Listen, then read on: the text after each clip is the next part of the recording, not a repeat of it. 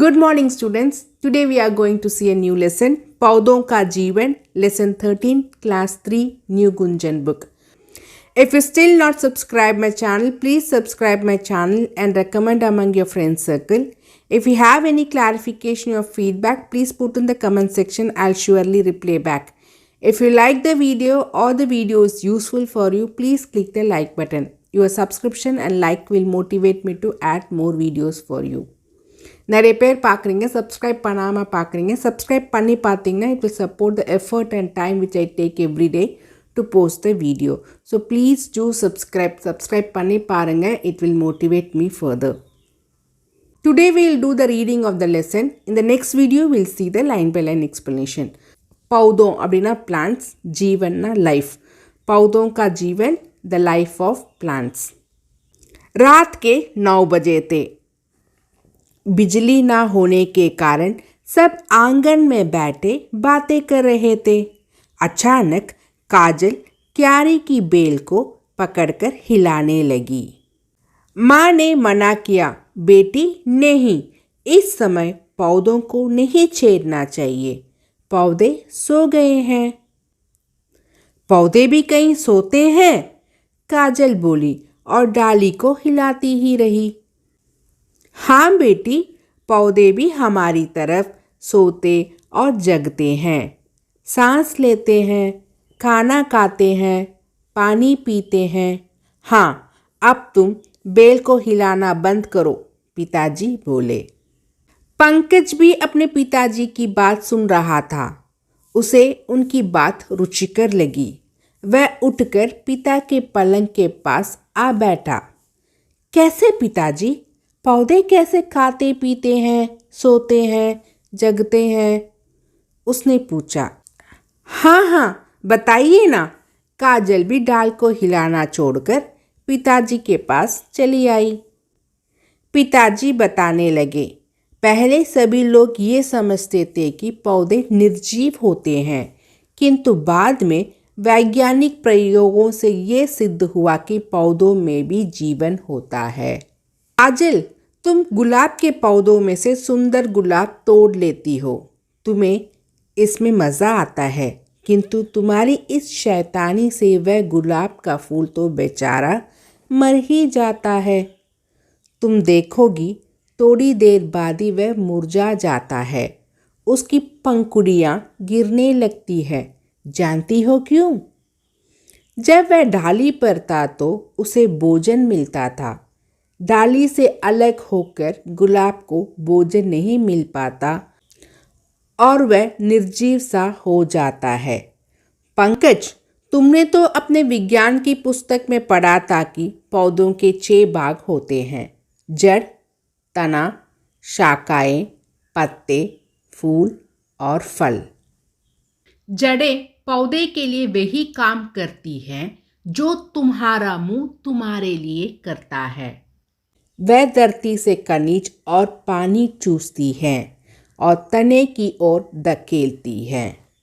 जड़ें पौधे को मिट्टी में मजबूती से गाड़ कर भी रखती हैं.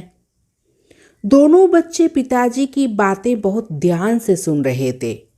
अच्छा पिताजी, पौधे सांस कैसे लेते हैं? काजल ने पूछा. पत्तों में छोटे छोटे छेद होते हैं, उनके द्वारा ही पत्ते सांस लेते हैं. यदि तुम किसी पौधे को कांच के बर्तन में इस तरह ढक दो कि उसे हवा ना मिले, तो तुम देखोगे कि कुछ समय बाद ही वह पौधा मुरझा जाएगा. पत्ते ही सूर्य की गर्मी में हवा से कार्बन डाइऑक्साइड लेकर हरित तत्वों की सहायता से पौधे के लिए भोजन बनाने का काम करते हैं. पिताजी, कार्बन डाइऑक्साइड क्या गंदी हवा को कहते हैं? पंकज ने पूछा. तुम ठीक कहते हो, लेकिन पौधों के जीवन के लिए यही आवश्यक है.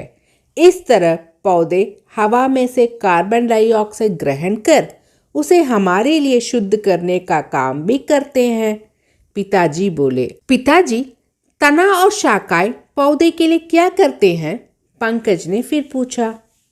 तना और शाखाएं पौधे को आकार प्रदान करते हैं तथा पत्तों द्वारा बनाया भोजन नीचे जड़ों तक और जड़ों द्वारा चूसे गए खनिज और पानी को पत्तों तक पहुंचाते हैं। शाखाएं पत्तों को सूर्य की ओर उन्मुख भी किए रहती है।